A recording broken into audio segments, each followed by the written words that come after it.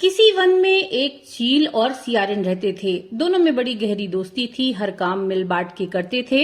एक बार कुछ महिलाएं जंगल में आईं, जो जीवित पुत्रिका व्रत के बारे में आपस में बात कर रही थीं। चील के मन में इस व्रत के बारे में जानने की जिज्ञासा हुई। वो महिलाओं के पास गई और उनसे व्रत के बारे में पूछने लगी।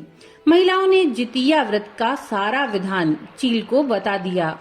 चील ने जाकर इस व्रत के बारे में अपनी मित्र सियारिन को बताया, जिसके बाद दोनों ने जितिया माता का व्रत और पूजन करने का निर्णय लिया। चील और सियारिन ने जितिया माता का व्रत का संकल्प किया और शाम को पूजा की, लेकिन पूजा के बाद ही दोनों को भूख लगने लगी। सियारिन को भूख बर्दाश्त नहीं हुई, वो जंगल में शिकार करने चली गई। सियारिन को जब मांस खाते हुए चील ने देखा तो उसने सियारिन को बहुत डांट लगाई। चील ने ये व्रत पूरी विधि के साथ पूरा किया। फिर अगले जन्म में सियारिन और चील का जन्म बहन के रूप में एक राजा के यहाँ हुआ, जिसमें सियारिन बड़ी और चील छोटी बहन बने।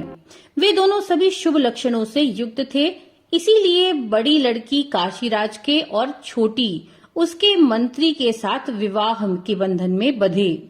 पूर्वजन्म के कर्मफल से वह रानी जिस संतान को उत्पन्न करती वही मर जाता, और पूर्वजन्म की बातों को याद रखने वाली मंत्री की पत्नी ने 8 वसुओं की तरह तेजस्वी 8 बेटे उत्पन्न किए और सभी जीवित रह गए। अपनी बहन के पुत्रों को जीवित देखकर ईर्ष्या के कारण राजपत्नी ने अपने स्वामी से कहा, अगर तुम मुझे जीवित रखना चाहते हो तो इस मंत्री के भी पुत्रों को उसी जगह भेज दो जहां मेरे बेटे गए हैं, यानी इन्हें मार डालो।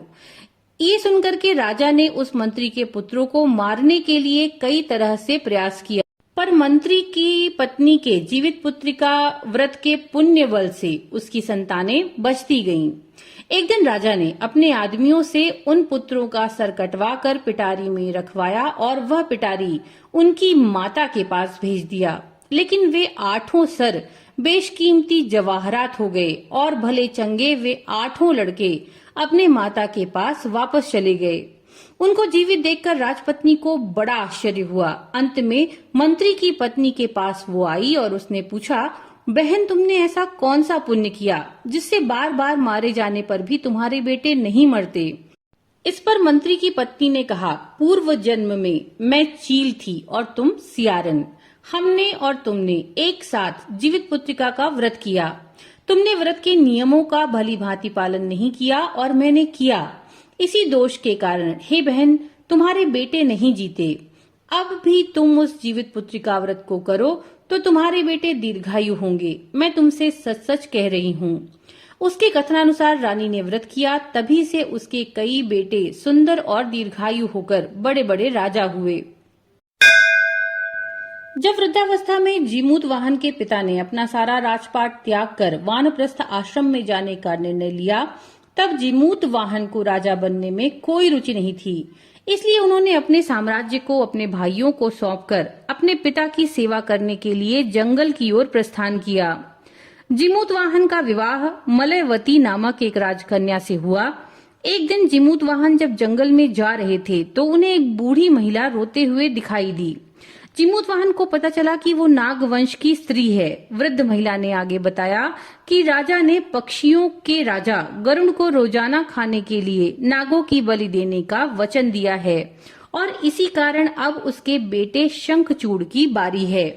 ये सुनकर जीमूतवाहन ने महिला को कहा कि वह स्वयं अपनी बलि दे देंगे। इसके बाद जीमूतवाहन ने शंखचूड़ से लाल कपड़ा लिया और वह अपनी बलि देने के लिए चट्टान पर लेट गए। जब गरुड़ आए तो उन्होंने लाल कपड़े में ढके जीव को देखा और वह उसे पहाड़ की ऊंचाई पर उठा ले गए। पंजों में जकड़े हुए जब पीड़ा के कारण जीमूतवाहन कराहने लगे, तब गरुड़ की उन पर नजर पड़ी।